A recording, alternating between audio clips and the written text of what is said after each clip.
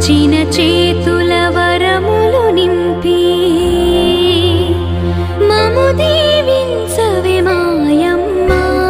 మాకై వేడుము సాగర మాత. దూరము భారము భరించి వచ్చిన భక్తుల కనుము మాయమ్మ. ఆశతో వచ్చిన బిడ్డల చూచి